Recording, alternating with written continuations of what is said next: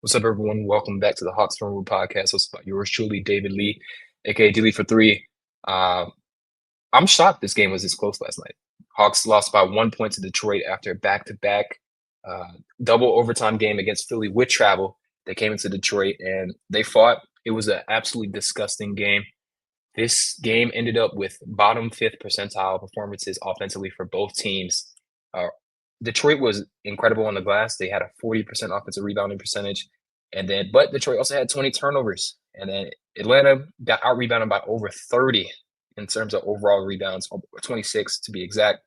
Um, Pretty nasty game, but still some very interesting things to talk through. And I'm happy to have my guy, Ku Kahil,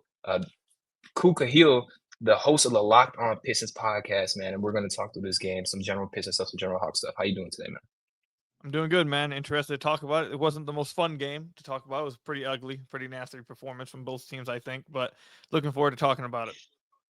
For sure. And I had the pleasure of going on Kahil's podcast, Lock On Pistons, earlier in the season. We talked through some of my preview for Detroit. So definitely want to circle back on some of the things that we discussed from that after we talked through the film. For me, when I'm looking at this box score and after I completed my rewatch today and logged everything, the Hawks standout player has to be Jalen Johnson. He had 4 points in that first half, finished with 25, finished with 29, 13, and 7. But the defensive stuff at times continues to be concerning. I think he had some better moments on the glass and rotating, but he wasn't quite able to consistently keep guys contained off the spot or when they were driving. Ron Holland in particular had a drive when he was rotating where Jalen just wasn't quite able to contain him. He took some bad angles and pick and roll defense, and so that's some things that we'll highlight in the film. But overall, I mean, Jalen Johnson is now kind of a guaranteed 20, 10, and 5. I still think the usage from him offensively is too high because of where we're seeing the defense right now. And to give context, I just saw this tweet, but basically, when you're looking at blow by percentage, which is a measure from Second Spectrum, I'll go ahead and share the tab so you all who are viewing on video can see it as well. But blow by percentage is a statistic that looks at the highest percentage of blow bys allowed when guarding a driver. And Jalen Johnson is fifth in the league in percentage of drives he allowed a blow by on. Now, if you look at this particular list of players, like there are some guys on here where this is schematic, like Alperen Sengun, Scotty Barnes, Cade Cunningham. Those are guys, they're going to run guys off the line because they have the defensive infrastructure. I can guarantee you that is not what Quin Snyder wants his guys doing. They don't want guys getting that penetration just because the rim protection isn't always there with KP out. They don't have the size to rotate on that weak side. So that's just a glimpse of where I think Jalen has to continue to grow and become more locked in defensively. And I think we'll get a little bit more of that back when Trae Young comes back. But cool, I would love your thoughts on Jalen, and then what particular Pistons stood out to you in last night's game?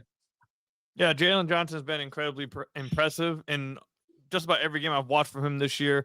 Obviously, I know you've kind of talked about this a little bit on Twitter as well, the whole Trae without Trae thing. But I Yeah. think Jalen Johnson taking this step without Trae on the floor has been really impressive to see. Like you mentioned in the first half, it felt like the Pistons kind of held them, you know, kind of did a good defensive job. I thought Asar did a really good job on him in the first half. And in the second half, he just turned up, started scoring in a bunch of different ways, very active on the glass. I very much like Jalen Johnson. But honestly, the Hawk that I was low key really impressed with, some of the touch around the basket in the little close range area, the activity was Onyeka Okongwu. I thought he was pretty good in this Mm-hmm. game. He was killing them with these floaters, these unorthodox catching about like 8 feet away from the rim. You don't expect him to go up with the floater, and he's just like throwing it up at the rim, and you're like, oh, that can't be going in. And it just kept going in and over and over. So I thought he was giving the Pistons, especially I thought JD a little bit of problems in this game. So I was really impressed with Onyeka, but I really like Jalen Johnson. I thought he played really well. And obviously the Pistons tried their best to keep him held down a little bit, but he ended up waking up and trying to make this really a close win for Atlanta, but the Pistons ended up being able to escape with it. The Pistons, does it have to be a positive takeaway? Does it have to be a positive highlight here? It could be whatever takeaway you got, man. Okay, my immediate takeaway I had from this game is that Dennis Jenkins had the most shots on the Pistons in this game. He had 16 shot attempts. He had more shots than Tobias. He had more shots than Cade. He had more shots than Jalen Duren. And a lot of us in the Pistons community have been asking for Dennis to play a lot more because they Mm. need someone else that can run some actions, that have another ball handler that can trust to run the offense, because Jaden Ivey isn't that. And Karis LeVert isn't really that of a point guard as well. So we've been asking a lot for see Dennis with Ivy, Dennis with Karis, those kind of lineups. And you got to see Dennis start in this game with Cade. And he definitely tried to take the most advantage of it possible. A little bit too much confidence, a little bit too much aggression, especially in that fourth quarter. He had like a 2-minute stretch where I think he shot 4 or 5 straight times for the Pistons. And it was like, okay, need to reel that back in a little bit. It was a tough game to see from him. I hope that he can turn it around and play better next game and moving forward, because they really do need to find some kind of option of being able to stagger Ivy with Cade and Dennis, because Ivy, when he's left alone on the floor, is like the main ball handler, or he's asked to create offense for the Pistons. It hasn't looked good throughout his career. It hasn't looked good since he's came back. He's looked much better when he's been able to play with another guard that kind of runs all that for him.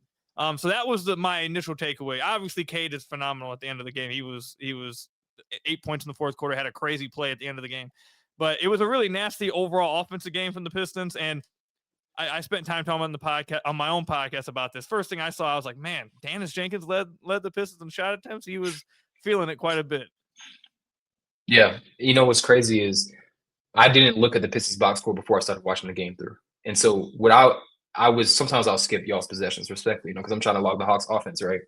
And I didn't notice that he took that many shots. I just saw the fourth quarter where he's getting these offensive rebounds, swing passes. And so despite that's a nasty, shot attempts, I thought that he had as good of a game you can go for going 3 for 16, if that makes sense. Yeah. I think the turnovers are pretty bad too, but all things considered, to your point, there's not many other guys, even with Ivy and LeVert. I don't think they have that same pop that Dennis has. And I wasn't familiar with his game either. He's much better off the bounce than I realized. And I'm gonna pull up a little sneak peek of something I've been working on my site. But basically, this is a tracker for rookie and sophomore performances, and I'm sort of sorting their performances by a weighted metric, right? Not just game score, but it's like a RPM influence. Dennis Jenkins had the worst performance of any rookie or sophomore last night. But these 6 rebounds, it wasn't great. But the 6 rebounds, and I think he had 2 or 3 offensive rebounds. I think that's what really kept you all in it. And of course, everyone else is on offensive glass as well. Jalen Duren stood out to me. The fact that you can give him the ball so far from the basket and he can reliably create shots for himself, finish at the rim, that's huge, because Cade gets so much attention. And that's something we'll look at in the film as well. But because Cade gets so much attention, you can just throw it to Duren and he can just, he can sidestep, he can do all these different things. And it creates a lot of options for y'all. And it's an important little wrinkle that the Pistons can kind of throw into their offense from time to time. And that's something that I think Onyeka has gotten better at as well. To your point, he finished really well. He shot 7 of 9 in the paint in the restricted area, but he was 2 of 7 from 3-point line. And this is now back-to-back games where he's been really, really rough from 3. And that's to be expected. And I also think he's just being asked to take a lot of threes because of who he's playing with. He's now 2 for 16 over those last 2 games. There was no he's never in his career taken that many threes, but since he exploded and made 8 for 14 against Utah, he's attempted at least 5 threes in every game from that point on. So I think they really want to lean into him as a potential, as a stretch 5. But a lot of if the shots aren't falling, I'd like to see them continue to play through him as a playmaker, because he had 18 points in the first half and 4 assists. And then in the second half, he was 1 for 7 and he took 4 threes and 0 assists. So they kind of went away from it a little bit. And I think some of that came down to the clutch offense, but we'll see all that on the film. So I'm going to go ahead and hop right into it. From the tip, there's an action that the Hawks love to run. It's called and you guys run this as well, but it's called like a way curl, basically. And you have you have the ball handler bring the ball up, and then away from the ball, you'll have a down screen set. And so typically for the Hawks, they'll run this initial action for Zacch Risacher. It happens pretty much every game. And a lot of times he'll come directly off that pick and then come get the ball, or he'll try and shoot. But this time they rejected it. Then they have Onyeka set that screen again for the kill. And then they're able to flow into some different action outside of that. So then they flow back into that, and then the Nikhil gets really comfortable in the pick and roll. So Nikhil is not just having a career year, but he's the Hawks' best pick and roll scorer and playmaker with Trae Young off the floor. He's having, last year, I think he was 0.6 on pick and roll possessions. This year, he's at 1.08 with passing. So he's taking a big step. It's a big part of the Hawks' offense. Now, this clip is something I want to ask you about. When you look at this particular play, right, here's a Star Thompson in the corner. And this is something I asked you about, with Jalen Duren, Ron Holland, Asar Thompson, all part of the rotation. Anytime you have like Cade on the weak side, the Hawks do this. I'm sure other teams do it as well, but you can see how aggressive that help is. Like Zacch is on the complete other block, and that cuts off this 2-man action because now you're bringing in 3 defenders. And I'm curious from your perspective, like how often do you see that against Asar? And here it ends up resulting in a turnover. Like how equipped do you feel like the Pistons are to sort of handle that type of defensive coverage? Because it works sometimes. I think the Hawks were able to, when they did that, it typically was more in their favor. But I'm curious if you've seen better results when teams try to do that. Yeah, they've had some good results with it throughout this. If you rewind it, go ahead and click play here for me. If you pause it right about here. So something that I've noticed this year, and it's been something that I've been vocal about on the podcast as well, on my podcast, is that the Pistons don't seem to be as aggressive, Cade particularly, and it's weird, but Cade doesn't seem to be as confident or trustworthy of Asar on backdoor cuts. Like I often go back to, like I used to watch, what was his name? He's dating Rachel Demita, Andre Roberson. I used to watch him in OKC. They would do the same coverage against him on the weak side, but he would always backdoor cut it, and Russ would throw it over the defense, and he would just jump up and dunk, and that would be like a counter they would have to it. I think the Pistons, I think Asar can do a better job of timing these cuts a little bit. I think he probably could have been cutting a little sooner here.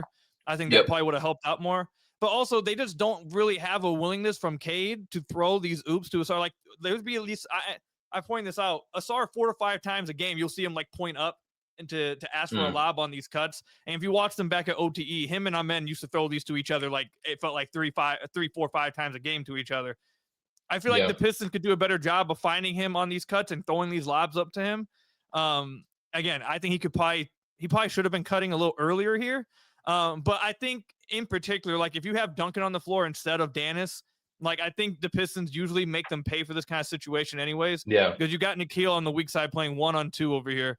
If Asar cuts a little faster here and they actually start making defenses pay with it, then Nikhil is going to be forced in a situation where he's going to either have to take away the Asar lob, or Duncan Robinson is going to be usually on this weak side, and he's just draining a 3. So usually they make them pay with this. And during their 13-game win streak, I think they were very often making teams pay with it. Over the last few games, they haven't as much.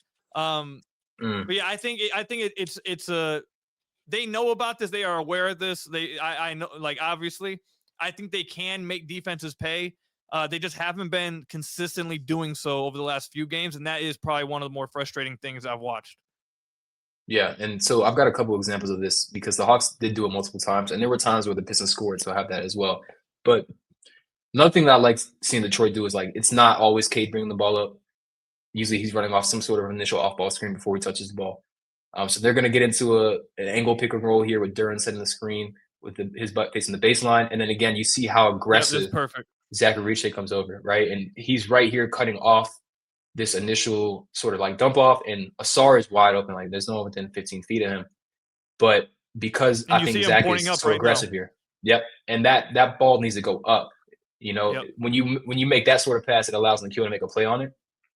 And so Duren is still very advanced as a pick and roll, like short roll guy. I think he's gotten so much better putting the ball on the floor. I do think this is a lot to ask a center. I think certain centers can do it 100%. But this is when you know that team's going to be this aggressive, like the only way to beat this is to throw it over the top, right? And so then I've got one more example where they do end up doing that. And I've got another example where the Hawks are able to break up the lob. Because I like the little cat and mouse game. Each team's trying to make adjustments. But here they've got Cade bring the ball up. You can have Ivy set the initial screen. This is technically like thumbs out alignment. And then here comes angle pick and roll. Now it's Jalen Johnson who's heading over. And he's like 20 feet off of Asar. But if you notice that Cade has the ball higher up the floor than he did in the past couple clips. So I wonder if this kind of gave him better visibility. But as he turns the corner, then Asar cuts. And that's while Jaden Ivey is lifting. And so I think that those things in tandem, you have the one you have Jaden Ivey lifting, which keeps Zacch Risacher occupied as that ball gets driven. And then you have Asar Thompson cut backdoor. I would still probably say like I would want Zacch here. I think he had a really good defensive game. We'll take a look at some of those things as well. But this is how you beat that type of coverage. Like it is on Asar as well, but I think like other guys can't remain static. Like that first clip we saw, Dennis Jenkins was just standing there. You know, if he lifts, that he's going to engage Nikhil, and now that backdoor becomes a little bit more available. Yeah, if you rewind this one here real quick for me, this is why I very much, and we pointed this out. I did a few breakdowns you could pause it right here. I pointed this out during the Knicks playoff series against the Pistons, because the Knicks obviously did this a ton against the Pistons, but the Pistons were repeatedly making them pay in the final 3 games. I believe Asar had 19, 21, and 18 in the final 3 games. And a lot of it was just off of him, just plays like this. This is why I don't as much like the empty side pick and roll with Cade when they go against this, because Karras is holding a defender over there. So this, I don't know who that is. Is that Nikhil over there, I think? Yes, Nikhil. I like having a shooter in the strong side corner that keeps his defender hugged up, to where now it's not like in the first clip, you had 3 guys on the weak side and it kind of allowed the Hawks to play a little bit better with it. You play it like this here. You got Karras hugged up in the corner. You're taking Nikhil Alexander out of it. And it's forcing, I believe you said, Risacher to play 1-on-2 on the weak side. And like you mentioned, Ivy does a better job of lifting up right here. And then obviously Cade finds Asar here on this backdoor cut. You mentioned that it's a lot to ask of the big in the short roll. That's why it's been, I don't know if we'll talk about this eventually, but like JD is a really good passing center out of the short roll. And he, at times in the playoffs, we've seen him throw lobs to Asar in this situation. But then we've also seen times, like I did a whole film breakdown in the playoffs, where sometimes he'll throw the lob and then sometimes he'll throw a low pass, and now Asar's having to lift it up off the ground. Defense is already rotated, and now you don't have that advantage anymore. So I definitely think it's something that needs to be preached by the Pistons coaching staff, not just the Duren, but like even Cade right here. Like Cade threw, like you mentioned, a pass over the defense. You keep it high and keep it to where you allow the alien athlete in the gym to just get up off the ground before anyone can contest. And it's really, the teams against Cade have been figuring out, or not figuring, they've been choosing to trap him a ton. And the Pistons half-court offense during the winning streak was 3rd, 4th in the NBA. And it was because they were finding ways like this to score every single time. They were making them pay over and over. For some reason, over the last 4 or 5 games, they just haven't had that same fluidity, and it's been a little frustrating to watch. But I think this was a perfect clip to bring up. Yeah, and then it's interesting because the Pistons are going to guard Dyson Daniels the exact same way on this next possession. And you're going to see the Hawks do the exact same thing, which is have Dyson go baseline once they get the ball to the short roll. And so this is earlier offense. Jalen Johnson is going to slip outside of the screen. And then when they put 2 on the ball, as soon as he touches the ball in the paint, Dyson's going backdoor. And the exact same thing, but the passing, the pick and roll coverage is a little bit different, where Asar jumped out the ball, so it gave Jalen time to process in the short roll. And it's an easier pass when he's on that side of the floor as opposed to on the opposite side of the floor. But when you have a non-shooter on the floor, you got to figure out ways to continue to score, whether they're going to do that or not. This next clip I want to show is when Cade was blitzed, because this is kind of what I'm talking about with Jalen Duren's playmaking. And when Cade is like having a rough night, it doesn't mean that he's not going to draw defensive attention regardless, right? So they're okay with guarding Tobias Harris in single coverage, but as soon as this pick and roll comes, you're going to see the Hawks send 2 of the ball once Cade turns the corner. And so here comes the blitz. The Hawks want to basically tag with Nikhil, but when this pass gets thrown, now it's Dyson Daniels swiping down. And so it's that same thing where this is Denise Jenkins, I think, in the corner. And I think this is, I'm not sure we were talking about like the difference between like empty pick and roll and all that. I think that a lot of times I think guys will try to get this initial pass and not like reset for a better angle. Like if this pass is thrown to Tobias Harris, I don't know if I trust Tobias Harris enough to put it on the money, but like if that's someone you trust to throw that next pass, I think it's an easier entry, and then maybe Duren can actually set. But because this is thrown before he set, the ball is still loose and he has to bring it back down. And that's a hell of a play by Dyson, but I think I don't know how I watch a lot of Pistons, but not enough to know like where Duren is most comfortable as a passer. Like, should he have waited for him to seal there? Should he have kicked it to Tobias Harris? What do you think about the Hawks defense on that? All right, so if you rewind it just like a few, like right here, just right when Cade goes to this pick and roll and he gets this trap. If you go to that point, there's 2 things that jump out to me on this possession. I was at the game, so I remember this possession watching it live. If you pause it right here, so when he comes off this, one of the things that has been frustrating with Duren this year, and it's hard to talk about this because he's made such a leap as a scorer, Right. and it's been such a big deal in why the Pistons have succeeded so much this year that bringing it up almost sounds like you're nitpicking. I don't want to sound like I'm Mr. Negative all the time, but Duren in previous years was a much better facilitator, a much better playmaker and reader out of these situations. And recently, he's been so focused on just scoring that he hasn't been making the next read out of this. And this has been a problem against Boston. He turned the ball over a ton. It was a problem against Miami, or not Miami. It was a problem against Orlando. It was a problem here against the Atlanta Hawks. And really, if you just go over his last 8 games, he's averaging 3.1 turnovers to just 2.2 assists. So he's turning the ball over a ton. So I think Duren is not doing like if you press play, he catches this ball. I don't feel like he's catching the ball to look to play make. He's catching the ball looking to score here. And I think what also hurts him here, Tobias, I don't know why he's cutting. Like if Tobias stays out the wing and hugs up closer to like the hash mark area, maybe the outlet's easier for him, but Tobias cutting down into a paint that already has 3 guys and he doesn't really have much space to get to him anyways. Like if Tobias stays where he's at, maybe even hovers out closer to the sideline, Duren catches this ball and he has an easier outlet to Tobias where instead of having a Sar in the weak side corner, you have a Sar now in the strong corner, and whoever's guarding a Sar, I can't see. Actually, it's hugging up on him a decent amount to where you're able to take advantage of if Tobias stays out there and you swing at Tobias, either Tobias is getting a catch and shoot or he's taking one pass to Danis in the corner and he's hitting a 3. So instead of a Sar cutting down weak side corner, and that's how you beat it. This time you could have beaten it with the corner 3 if Tobias just stays out closer to the hash mark.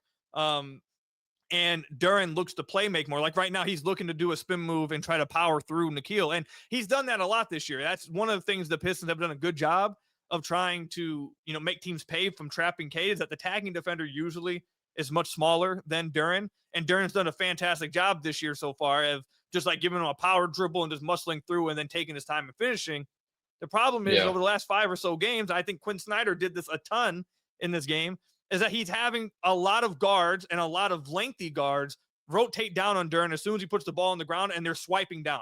And he's bringing the ball down. He's turning the ball over a ton because he's not looking to then make the next read out of it. So I thought a little bit of this was on Duren not looking to pass, but I also think Tobias really put him in a tough spot here, cutting down the middle where there's nowhere to really cut. If he stays out there, they have a 2-on-1 on the weak side. Yeah, definitely agree with a lot of that. And I want to highlight Risacher's defense as well. This was not a great offensive game from him. He ended up not closing the game. He hasn't closed a lot of games this season. I thought the defense warranted a look for him to try and close, but the problem was the offense was so bad. He was turning the ball over. And the issue is too, when you play against Detroit, they're going to be physical. And Zacch already has like a loose handle. So when guys start bumping him, then it gets really wicked. But here on this possession, this is going to be really good contained from Zacch. So Asar has he's stampeding off the catch, so he has momentum going downhill. And Zacch's able to contain that first crossover, moves his feet, then he takes the bump. Sarge has a pivot. Again, he eats it with his chest. And I think the added strength is there, at least defensively. I still think his handle just isn't like tight enough for it to look or for it to translate to offense. But I definitely do see a difference in his defensive ability in terms of his strength. And it's helped a lot because again, when they're gonna be tagging off of someone really hard, like I was talking about here, where it's Zacch who's meeting Jalen Duren in the paint. Like if Zacch was his rookie year, physicality wise, if he tries to body Duren here, then he's just gonna get bowled over. So I think it's pretty big for him to be able to be a little bit more physical overall defensively, because then the other thing is, to your point, the Hawks play a lot of guards, they're good at digging, they're good at being disruptive, but you also still need length on that back line. And with the way this team's constructed right now, there's really only one feasible small forward, and that's Zacch Risacher, because he has that size and that length. So here they're going to run that angle pick and roll, and Jalen Johnson's going to tag this. Zacch Risacher is on the opposite block, but he's going to make a play on this lob. And that's just not something that's available for someone like, whether it could be Nikhil. I've seen Nikhil do it, but like if it's Luke Kennard or if it's Keaton Wallace, he's not going to be able to get to that. So I thought Zacch had a phenomenal defensive game. The Hawks did end up closing with Keaton Wallace, and I think that was a point of contention for most Hawks fans, just because there's been a lot of discussion about Quin's sort of tendency to play these 3-guard lineups. And against certain teams, like if you're playing Philly, they played Philly on Monday or on Sunday. Philly plays a ton of 3-guard lineups, right? So it's not that bad of an idea. I think what people are sort of over-indexing on, though, with these particular types of lineups is the Hawks play their starters at the highest frequency in the NBA. So they about 32% of the time, they're all 5 of the starters on the floor. And that's because the bench is not as good as it has been in years past. In 2025, they played 3 starters, the second highest frequency in the league, because they were able to rotate and put those bench guys in when they got Karis LeVert. They got a guy like Georges Niang. But now Quin Snyder has had to adjust and say, hey, we need our starters on the floor right now because KP's out, Trae is out, et cetera, et cetera. We can't stagger. Because these lineups that they're running with these 3 guards are really bad on offense because you don't have KP out there to play through. You don't have Trae out there to play through. But they need to keep Nikhil, Dyson, and Jalen Johnson together, Onyeka together. So that's the trade-off. I still think Zacch was able to be like relatively impactful in his minutes. But the other interesting thing is like a lot of people will look at Zach's numbers, his on-off numbers, and they're really good, but it's because he's only playing with the starters. Like he plays 85% of his minutes with Dyson, 80% with Jalen, 70% with Nikhil, and then 50-50 with Onyeka and KP. So if you're only out there with the starters, you're not playing with the bench, and you don't play those fourth quarter clutch minutes, you're going to be better relative to the rest of the team because you're not playing with the bench. And so I do want people to keep that in mind. I still see the value, of course, and I'm sure you saw it as well, just in terms of the length, the sort of ability to contest, to be able to tag. But when Quin makes a decision to close someone like Keaton Wallace and it ends up in like this massive backlash, like Risacher not playing, well, it's because this isn't always a matchup for him. And right now, he's not just a matchup-dependent player. He's also a shooting-dependent player. So if he's matchup-dependent and he's not hitting shots, he's not going to close games. And when Trae Young is healthy, it will be Nikhil closing most nights, at least from my opinion. But here's what you thought about Zacch, because I do think other fan bases either really overrate him or they really think he's bad. So I'm just from this particular game or like overall thoughts, what did you think about him? Yeah, can we go back to the clip when he forced the travel on Ausar? Yeah. So I thought I feel like he and Onyeka did a really good job here. I thought this was really good awareness from Risacher. If we could just wait for it to happen here. So Ausar is going to catch this, and he's been doing a better job as of late of running through the catch, do I call it? As soon as the ball is coming to him, he's running through it and immediately attacking downhill. And I think right here, if you pause it, Risacher does a good job of understanding that Onyeka is coming back down from the right side. Like he doesn't have to worry about the help or Ausar driving to his right because he sees Onyeka coming back and kind of cutting off that right-hand drive. And he forces Ausar to the left where he can wall him up there and now force Ausar back through the middle of the defense where there's help. So I thought Onyeka did a really good job in this possession of trying to take away that right-hand drive from Ausar. And then Risacher also having the awareness to know I have help coming back this way. He can't get to his right hand. I can you kind of shade him to this left-hand drive and just wall him up. So I thought this was a really good possession from both him and Onyeka to really have like awareness with each other, chemistry with each other, understand like where they're going to be at and where to force somebody. So from a Pistons point of view, I would have loved Ausar to just attack strong downhill right hand still and try to rip through and draw a foul. But nonetheless, I think I wrote about Risacher last year. I've been, I guess, higher on him than I feel like other people. Like a lot of people dig on him because he was a first overall pick and he's not going to be a superstar. So like a lot of people dig on him. I've been higher on him. I think he's always going to be like, I think he's going to be a good player for a long time. I do agree with you that he is very much shooting dependent, or like whether you need to play him or whether he's going to get more minutes because he is still, I feel like, building some of that strength. I do think you're probably right that the handle has more to do with it on the offensive end, maybe because you do see some of the strength pop up on defense. I think he's a fine player. I don't think he's like anything more than that. I think he has a lot to improve on still. I think he can improve a lot more. But as he gets stronger and tightens his handle, I think he'll be fine. I also think the Hawks just have a lot of good players and a lot of good options they can go to. So I don't think it's that big of a deal if from an outside point of view, I don't really like when the Hawks closed without him yesterday. I wasn't watching from the Pistons perspective. Like it didn't pop off the screen to me. I thought they closed with a lot of good options, and that's not even with a healthy KP and a healthy Trae. So yeah, I think he's gonna, if he's having a great game and hitting 5, 4 threes or whatever, then yeah. But I mean, the Hawks have a lot of good options, a lot of long, lengthy defenders that they can go to. So I don't think it's that big of a deal. Would you rather have Risacher or Holler? I think I'd rather have. I think I'd rather have Ron. I think it's interesting because those two guys, I think, represent like two different things you get from the wing position. And like I feel like I could make an argument that Detroit would be a little bit better off if they had Risacher, just because of the redundancies with someone like Ausar and Ron. But when Ron plays like he does tonight, where he's aggressive, he's on the offensive glass, exhibiting a ton of effort. He had 2 or 3 offensive rebounds that he ripped away from the Hawks, multiple and ones, converting at the free throw line. That's the type of like footprint that isn't available to Risacher because he's not that level athlete and doesn't have that motor. It doesn't mean that Zacch doesn't have stamina, but it's just like there's certain things that he cannot influence on the game because of where he is athletically. And that can be made up with strength, it can be made up with shooting. And so I'm not going to say he can't get there, but I think right now, like Ron Holland would fulfill a lot of needs for this Hawks team. Doesn't mean that Risacher isn't a good fit with everyone when they're fully healthy, but I think if anyone's going to suffer the most without Trae, it's going to be Risacher. And that's just because of where he is right now and sort of his development. So I was a big Ron Holland guy prior to the draft, so he would have been someone I would have been like a proponent for, but I definitely understand why they made the pick, and I can rationalize it. But I do think, unfortunately, you can't look at him through the lens of the number 1 pick. You have to look at it from like the equity and what that pick could have been. But I want to talk a little bit about like the Hawks offense. So we talked about how Dennis Jenkins should have lifted when Asar Thompson was in that short corner.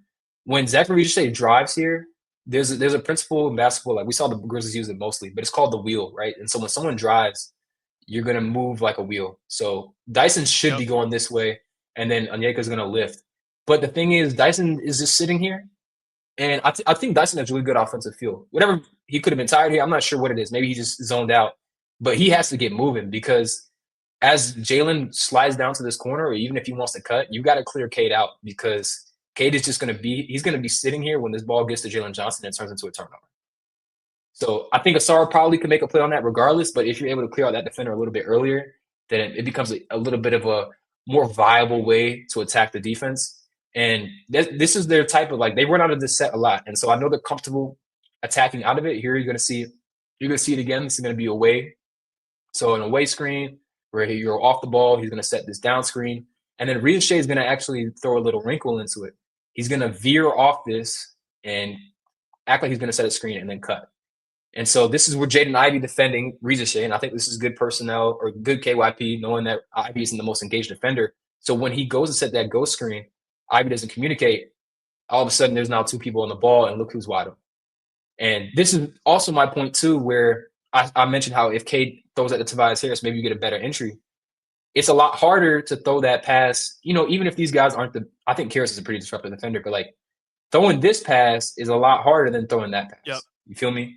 And I think that this is where Risacher adds value. Again, if he's not shooting the ball, the movement, the offensive field, the spatial awareness, because he's able to figure out, hey, if I just slip this, I'm not really confident Ivy can pass off that assignment.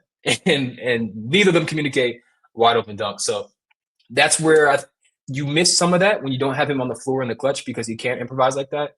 But until he has that consistent 3-point shooting pedigree, guys aren't going to chase him off the line. And more competent defenders are going to be able to, effectively communicate that.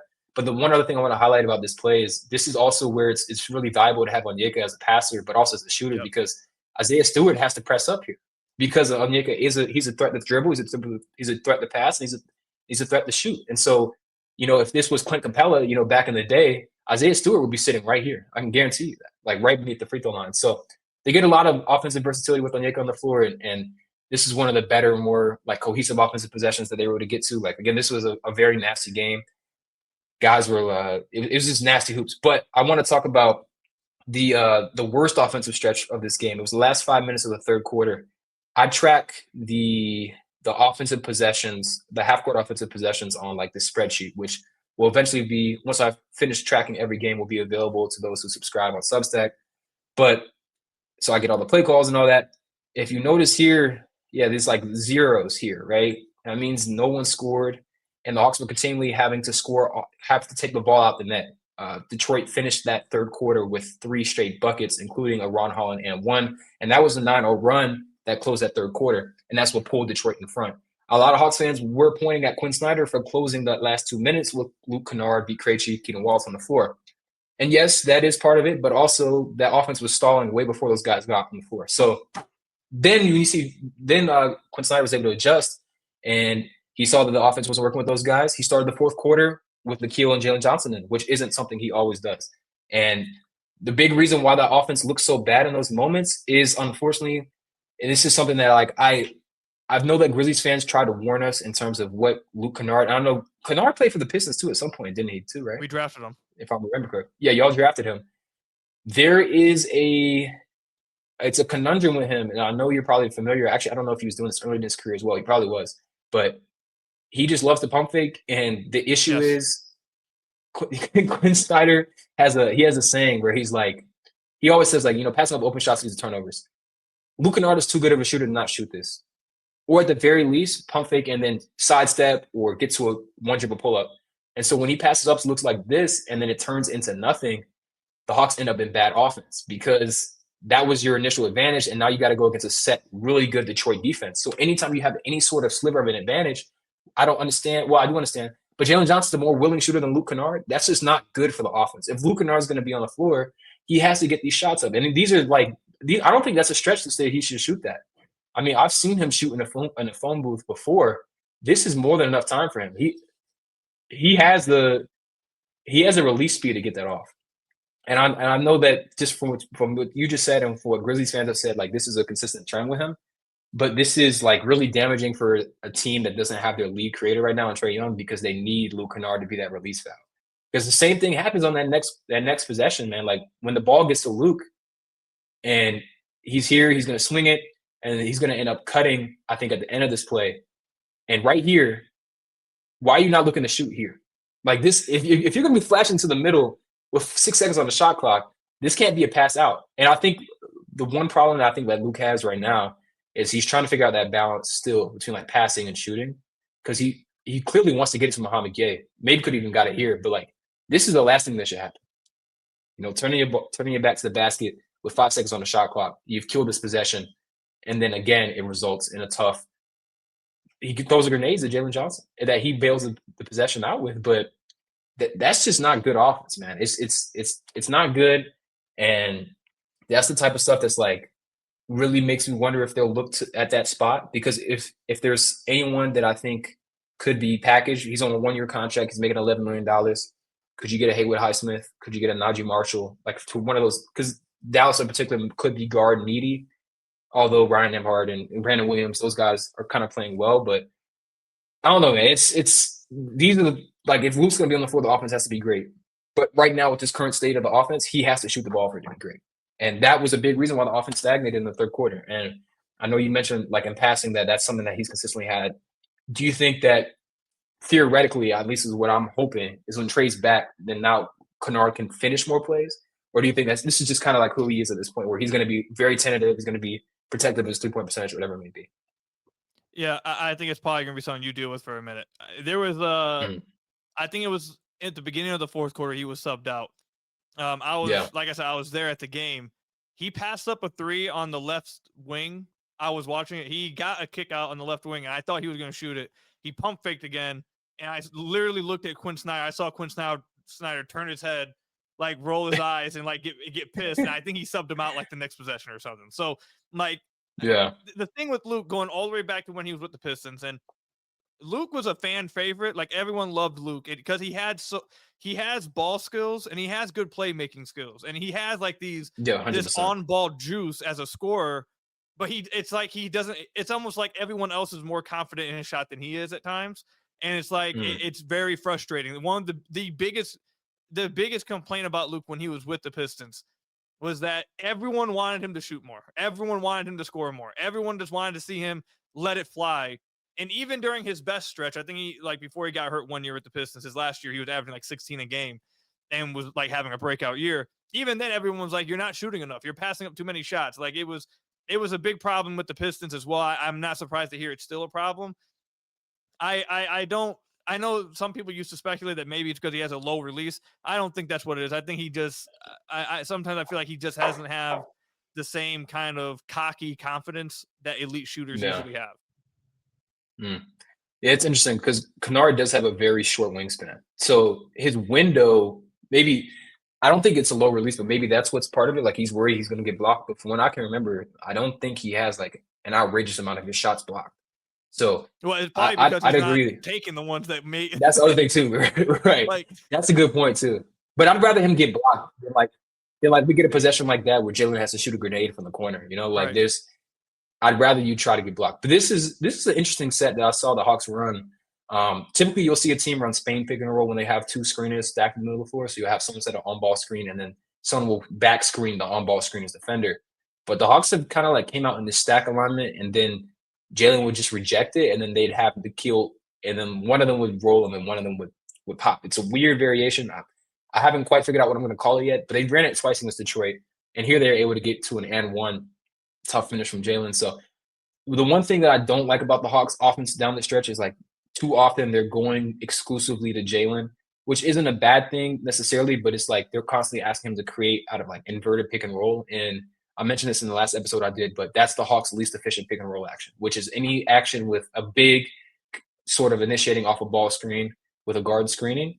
And like on this possession, man, they just kept doing it over and over again. And it's just not their best way to generate offense, especially because I think Cade was pretty locked in defensively here. So like even though that generates that initial switch, Cade is already there. And then Dennis is he's gonna fly out to Keenan Wallace here. And then you've got Asar Thompson one pass away too. So, no one wants to drive past him. And then now it's just stagnant offense. And I believe this turns into a block. And it's tough to ask Jalen to initiate against this type of defense. I thought that Cade's defense was really good in general, and I think that I see the value, in him latently, where he's not not the best offensive game. We mentioned this before we started recording, but his ability to pick up this action here. So Ivy's going to get walked down here by Onyeka, or at least he would have been.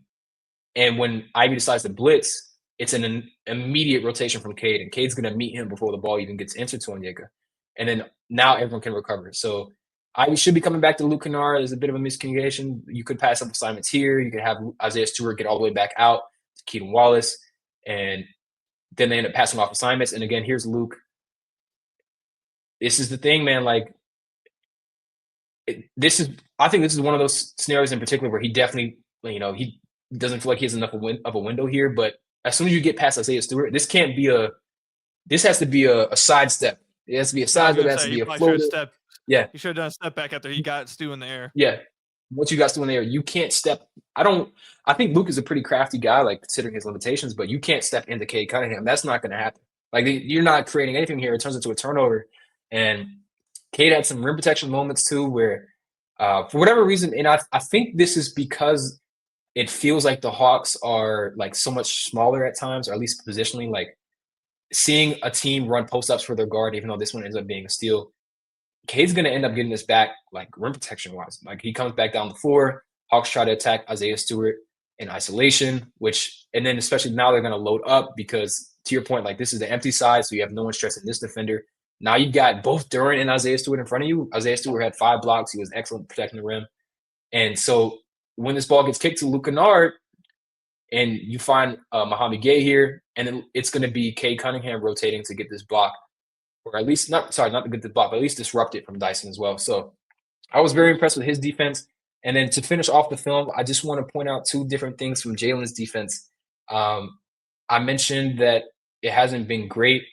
And a lot of it isn't even like motor related. It can be just his positioning. Like I mentioned the pick and roll stuff. So we'll take a look here. They're going to get a corner pick and roll here after I think this starts to a handoff. And then I forget the initial action, but Tobias is going to kick it to Dennis Jenkins here in the corner. And I just want to call out where Jalen is standing here on this corner pick and roll, right? I think what I'm hoping he's thinking is like, okay, we can trap him here, but you got to have your feet to the screener's feet if you're going to do that. He leaves plenty of space for Dennis to get through, and he's also like not active. So as soon as Dennis dribbles, like there's no swipe at the ball, there's nothing. He just kind of steps out the way, and this is why the blow-bys have been so egregious, because it starts with the feet and the footwork and the positioning and the attention to detail on defense, because you can't do that. Like I think if you're going to defend a corner pick and roll, I'd rather you like ice him to the baseline or to the sidelines, to the baseline. If you want to trap it, be active with your hands. And then there's one more clip I had. I think it was here. This one is less about positioning. I think he actually did a really good job communicating here. And this is where I think he's continuing to grow on defense, which is sort of like acting as an organizer on that end, which you want your bigs to do. So they're going to run the spread pick and roll here. They're going to have, but this is 4 in. So they've got Karras sitting here in the dunker. And this is to alleviate like that nail help here, which means, if the ball was into Isaiah Stewart, there's not going to be anyone digging at his handle when he puts the ball on the floor. And so the ball comes to Stewart. That weak side help comes from Risacher. Now Jalen Johnson is going to be playing too. And then the ball's going to come back down again. Now here comes that early help from Risacher. So they were doing it to Karis LeVert too. It wasn't just a Nassar or Ron Holland thing. And when the ball gets skipped to Ron Holland here, I just want to call out how Jalen's feet look attacking him. Like if ideally, if Ron is catching above the 3-point line, I don't think there's a need to fly out at him. I think Jalen kind of does that. But even then, I would meet Ron at the free throw line. Like, I don't think you need to take those additional steps because Jalen just doesn't have the flexibility to keep up with Ron once he gets that head of steam. And so that probably could have been an and one too. But it's the little things like that, things he can clean up. It's not incredibly, it's not unfixable, but I think it's there's a mental sort of drain when you're asked to create everything on offense. And I think not just the physical stuff, but like what it's asking for him to be completely engaged on offense is taking that away from defense. So yeah, let's look at some of the film, and I want to wrap up with asking you a couple questions. How do you think the Hawks' competition level or physicality level compares to other opponents you've seen the Pistons face? Because it was Detroit, Orlando, Toronto, OKC were the teams I highlighted to start this season, like to gauge what the Hawks' physicality level is. How do you think they competed against Detroit last night relative to how you've seen other teams play against them? Yeah, before I answer that, the first clip you showed with Jalen Johnson when they did the inverted pick and roll with the guard and Danis got back, go ahead and grab that. He showed, and Cade got back to him. From someone who watches Cade a ton, and teams often run this coverage against him, Cade does a good job of making them pay with this. I'm sure if they run this more with Jalen, he'll start to pick up on this a little more, or I'm sure if they run it more, he'll get more adapted and start to pick up things. But something Cade does very often is that, like, so in this possession, when you guys did it with Jalen Johnson, right? Danis showed just to get back to his defender, and what Cade does here a ton that often makes defenses pay for this. Like, pause right here. You pause it right here. He turns his back immediately to Danis here at the 3-point line, which allows Danis to kind of get back without having to worry about him attacking him. Cade does a good job of pushing this trap all the way to the baseline, all the way to the corner. If you really want to get back and show, he's going to force this showing defender to have to stay with him, or I'm going to go baseline score here. So if you're going to trap, which it will eventually turn into a trap if he's aggressive and takes this drive and doesn't turn his back, he takes the drive to the baseline, it'll turn into a trap, and now you have a better three at the top to whoever was the guard setting the screen here. Or Danis doesn't want to mess with it. You keep playing aggressive, and now he has an advantage on Cade, who's trying to rotate back, and now it's harder to guard here. I think this is a problem that a lot of guys who aren't comfortable with this as much often run into. They see the mismatch, immediately turn their back and try to take advantage of it, and by then you've already got the show gone, and now your guy's back. Yeah. If Jalen comes off this aggressive and kind of forces Danis to have to guard just maybe one or two more dribbles, you either keep the advantage with Danis on you, or you force a trap with Danis and Cade, and now you got the three at the top. So it's something Cade does a lot. I'm sure Jalen will get better at it as he runs more of it. But that's just something I saw pop off when you were going over it. But when it comes to the Hawks, I think I spoke about this, I believe, the first time they played the Hawks. I don't know how long ago it was, like a week and a half ago, 2 weeks ago, whenever it was. Yeah, it's about like 2 weeks ago. Pistons, a lot of people were talking about the Pistons aren't winning games against good teams. They're playing weak competition, blah, blah, blah.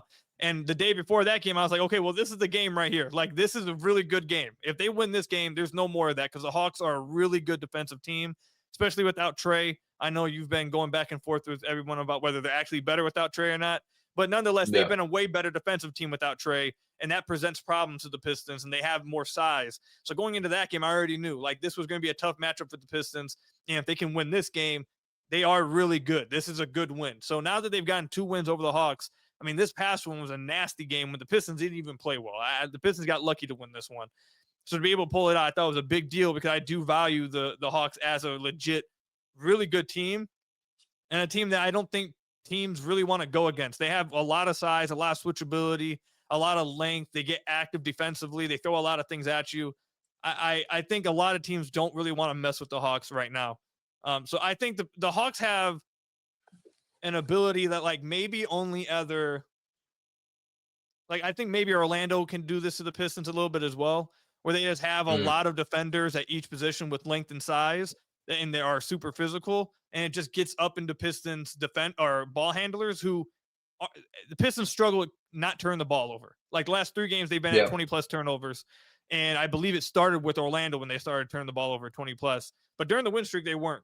And there's a select few teams that can get up into Cade and maybe force him into some bad decisions or maybe take advantage of maybe not the greatest handle.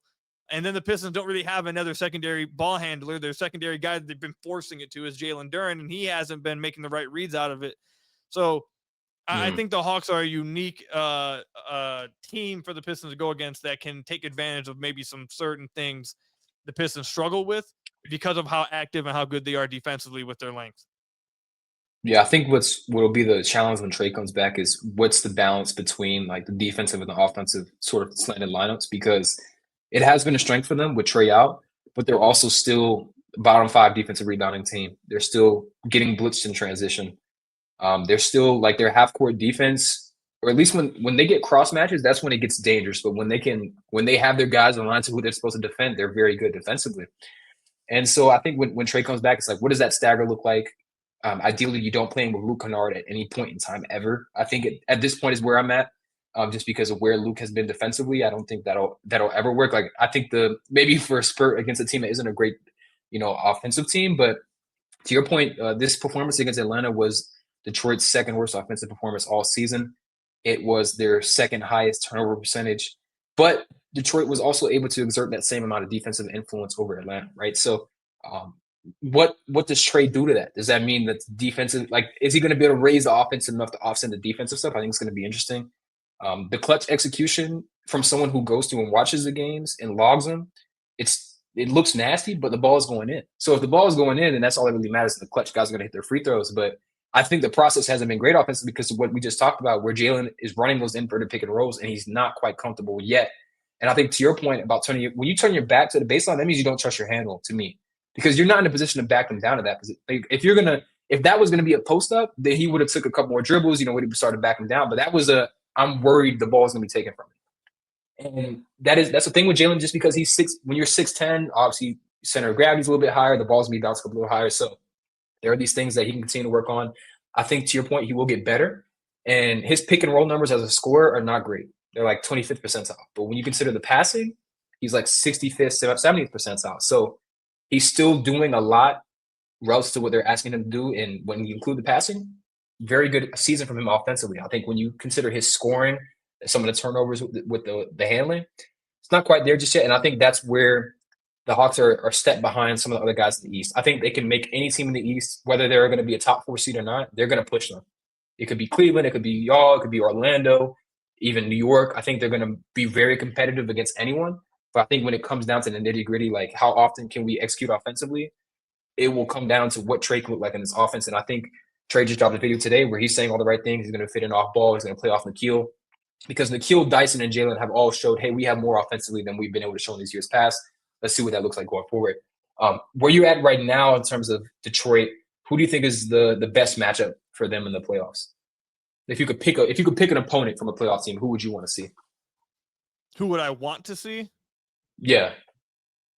I mean, with how they're playing, I feel like the Pistons should feel like they can beat anyone in the East. Yeah. The team that I'll continue to be the most worried about, and I feel like has shown to be a problem for the Pistons, is the Cavs. And I think the Cavs will eventually turn it around and end up getting higher up in the conference. I don't think they're going to be 13-9 kind of bad or mediocre, I guess, for the rest of the year. The Cavs are the one team I wouldn't want the Pistons to see. I think they cause some problems, especially with their size and their double big lineup. I think that causes some issues for the Pistons. But like, there's no other real team that I look at that the Pistons that I look at them like. I mean, the Bucks always kill them when they have Giannis. Now they beat the Bucks earlier in the year when they didn't have Giannis, but I mean, the Bucks are so bad outside of Giannis that I'm not really concerned. But yeah, I mean, I don't really see another team that I'm really that concerned about. The Hawks, the thing with the Hawks is, you were just talking about it, I don't really trust them offensively enough. I get their defense is really good, and that makes you sweat. But like, they don't really have anyone offensively, I feel like, draws two to the ball. And I know that Trae does that, which I think Trae will help with that. But it's like you just mentioned, the question is, can you get that? Can you get what he brings to you offensively by creating easier looks, by bringing two to the ball, while also not sacrificing all of your defense? Like, I don't know where you guys are at defensively, but just like hypothetically, like, can you go from being like the 4th best defense and the 13th best offense? Can you get to like a top 7 offense without tanking the defense like middle of the pack? Can you still remain a top 10-ish defense while getting up, taking the positives with Trae? So that's something I'll be watching for. Also, you haven't seen much KP I think that could really help as well. So the Hawks I'll be watching for. Cavs I'm a little bit worried about. The Magic, I think I have thoughts on the Magic that I won't say because I'll get people will keep coming after me. I don't buy into the Raptors too much. They're having a fine season, but I don't really buy into them as a threat. Miami, I'm not really concerned about. The Knicks, I'm not gonna lie. I think the Pistons have a really good matchup against just about everybody besides the Cavs. Yeah, it's interesting too because the Knicks offense. Last time I checked, like the Knicks had the best offensive shot quality and the worst defensive shot quality, and I just don't think that's the making of a true finals run. So I'm curious on how you feel about this because a lot of Hawks fans, and I'm sure Pistons fans are doing the same thing. They're sort of like beating the drum to say, "Hey, the East is wide open. Like let's make a play. Let's try and capitalize right now." What are your thoughts on that in particular? Because I think from my perspective, I definitely don't want the Hawks to do that. There's no need. You have plenty of not just on the roster, but I think that this team is still a good bit away. I don't think Jalen's ready. I don't think Dyson's ready. And you still have these picks coming in the 26 and 27 draft. I think even and not this is gonna sound like defeatist or like I guess like a bridesmaid mentality, but like OKC and those teams in the West, I don't fathom any way that the Hawks can supersede them. I think the East is a whole different thing. But who are you hearing or what are your thoughts on like the East being open? And is there anyone that you would be open to making a move for right now for Detroit as a number one seed to sort of take that, hey, we're definitively the best team in the East? Yeah, I think the Pistons should be very much talking about potentially making a move. They need it needs to be something very much so on the board. I think what's different with the Hawks is that, like you said, they have those picks, which are very valuable. And they have Trae coming back, Yeah. which is a big question. So I feel like it's hard for the Hawks to make a move when they still have this big of a question of, okay, well, what does the team look like with Trae? Right. I feel like you kind of got to get that answer before you try making other moves as well, because you don't even know what you have yet. So I think it's harder for the team like the Hawks to feel like they can make an in-season move to take them to the next level, and they don't even know what they got with their best. I don't know if people are Jalen Johnson's the best player yet or not, but whichever way, like it's harder to do that with the Hawks. The Pistons, I feel like they are in a position, they don't have to, but I think they are in a position where they could. I think Cade's ready. I think Cade was ready last year. I think he's more ready this year, obviously. And I think they're in a position with some of the depth that they have. I think they very clearly have their top three guys identified in Cade, Duren, and Asar. And I think with their identity that they've already secured what their identity is. They know who they are. They know what they want to do. Their best players ready. They have tradable contracts. They have some guys that, you may not know, should they be on the team? Do they have a future on the team, or would it be better to package them moving forward? I think the Pistons need to be thinking about it.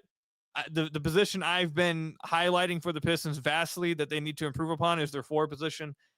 Tobias is getting older, and like you mentioned earlier, the whole passing stuff, I didn't say it during then. That's not something he's going to be able to do. Like he had 2 turnovers in this game. I think you saw him trying to throw an easy lob, and he just throws it out of bounds. Like he's maybe the worst passer on the team. Yeah, he's maybe the worst passer on the team. So they need a 4, I feel like, badly. And if there's one available, I think they can go get him. I think if you don't want to go all in, but if you can make a move where it makes you better without, giving up all of your picks and everything you have, obviously you don't do that. But should you be looking at potentially making another move to take another step and kind of secure this East? Like, hey, we think we can win the East. Let's secure it here. Then yeah, I think they should really be considering it. But it's going to be hard for them to do so, at least until like the end of January, because they're still trying to figure out the whole Jay and Ivy answer. And until they get an answer with that, I don't think they're going to be aggressive. So you got to wait for that domino to fall. And then I think you maybe see them be a little bit more aggressive in late January or February in the trade market. Is it fair to say that, like, I feel like they should have the answer with that? What with Ivy? Yeah. Yeah, I'm not. Look, listen. Let me read this to you real quick. let me read. This is gonna be my response to you on that. Someone tweeted me yesterday and asked, "When can we start criticizing some of the things we're seeing from Jay and Ivy?" I responded, My answer to this is I won't be the first one to do so. So the answer is whenever you see someone else start to critique him, that's when you're allowed to. Because I won't be the first one to start doing it. I won't be public enemy number 1 again to his stand base. I won't do it. I think me and you've talked about this before. I know where I stand on him, and I have my answer. But for the Pistons, I think they're going to give him like at least another month. I think. Mm. I don't know. I feel like you kind of like even with the film breakdown you were doing, like almost every clip you showed on defense, like one of them involves him being like in the wrong spot defensively and not having good communication. Yeah. Like Stu got mad at him multiple times yesterday. I don't know if people saw that, but Yep. I have my answer with him, but I also think it's unfair. I can have an answer on him, but also feel like it's unfair to say, okay, the first 5 games when he hasn't played in 12 months, we should just do all the 100%. analyzing of him. Like you should be Yeah. fair and give him time. But I don't think giving him time is going to change where I feel he's at and where I'm at with him. Yeah, I was trying to bait you, so that was a good PR answer. Yes, but it was. I'm with you 100%. I'll be curious to see like what level 4 they target, because I think, of course, Lauri's a guy who's floated around a lot, but like is even like a John Collins-esque type player, or even like Najee Marshall, who's more of a 3, but like to that type of player, like I wonder where they view is like enough of an upgrade for that spot to give away that sort of assets. But cool, man. Appreciate you. Great talking Pistons and Hawks. We'll definitely keep an eye out. We will see you guys multiple times. I don't know why they keep giving us Detroit. This is now we're gonna see you again on the 12th, and that'll be like the 3rd game within the first 30 games. Unfortunately, the Hawks have gotten shanked by the scheduling, but they'll at least be familiar. So if this does end up being a playoff matchup, I think it'll be a lot of fun. And these 2 teams that played each other closely, I'm expecting the same thing on the 12th. Cool. Again, appreciate you the time, and please let people know where to find you. Yeah, you can find me on Twitter at Kookhill, but most importantly, you guys can find the podcast Locked On Pistons, whatever podcast platform, or over on YouTube. Appreciate you having me on. Always fun. I like doing the film breakdowns. I don't feel like there's a lot of people that like doing film breakdowns, so I enjoy doing it. It was a lot of fun. For sure, man. That's what we do over here. Again, appreciate all of y'all for watching. Make sure you tap in with Koo, and y'all have a good rest of your day.